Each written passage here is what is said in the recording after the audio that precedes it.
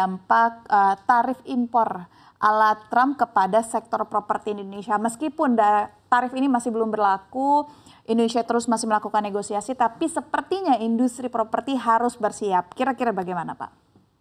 Ya, bahwa nanti akan ada rencana kenaikan tarif itu kan memang belum terjadi gitu ya.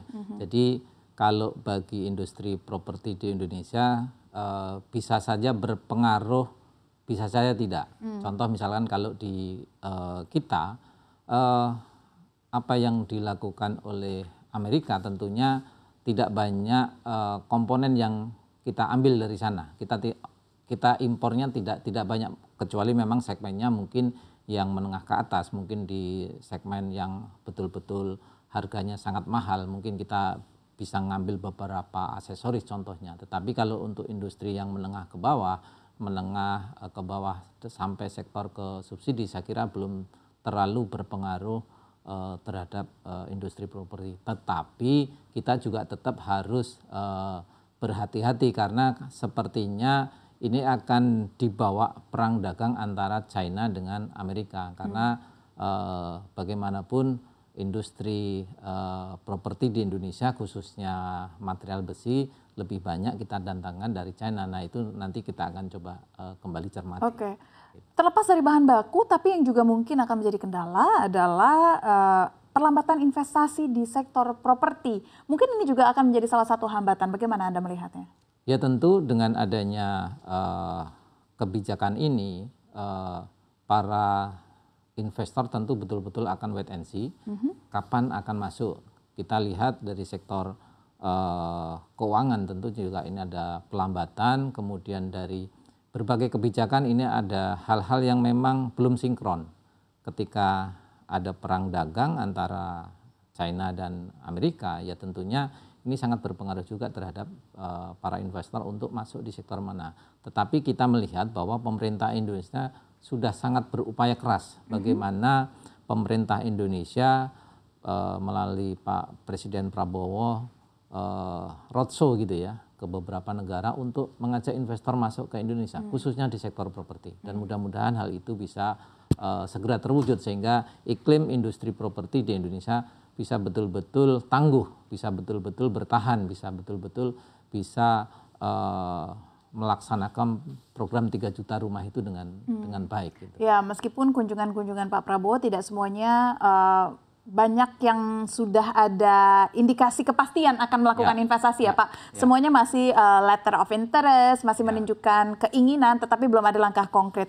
Yang dikhawatirkan juga adalah jika investor melambat, maka rumah subsidi ini juga akan terkendala. Apa kira-kira solusi yang mungkin sudah dipikirkan oleh asosiasi? Nah, pertama saya harus sampaikan tentunya ucapan terima kasih kepada pemerintahan saat ini yang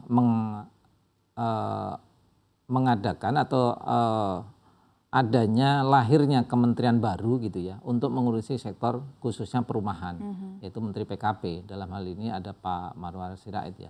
Terobosan-terobosan kementerian saat ini sudah sangat baik gitu. Adanya misalnya baru-baru ini ada segmentasi pasar yang harus dituju. Misalnya teman-teman media sekarang sudah ada pasarnya, teman-teman ojol, teman-teman pedagang, teman-teman petani, sehingga cakupannya akan bisa menjangkau di seluruh Indonesia. Ini sangat positif sehingga kami di developer tinggal menindaklanjuti atas program itu. Kita segera turun ke lapangan, kita jemput bola bagaimana rumah subsidi ini, program 3 juta rumah ini segera betul-betul bisa sampai ke pelosok Indonesia. Itu akan memudahkan karena betul-betul kementerian saat ini sudah mapping gitu ya. Tadi segmentasi itu sudah jelas, targetnya berapa unit itu sudah disampaikan kepada kami di asosiasi. Ya, karena menarik ya memang sekarang pemerintah menyiapkan rumah-rumah yang memang akhirnya dibentuk berdasarkan profesi. Betul, itu dia tadi ya, betul. Akhirnya bisa menyasar semua kalangan dan ini adalah program yang baik sekali dilakukan oleh pemerintah.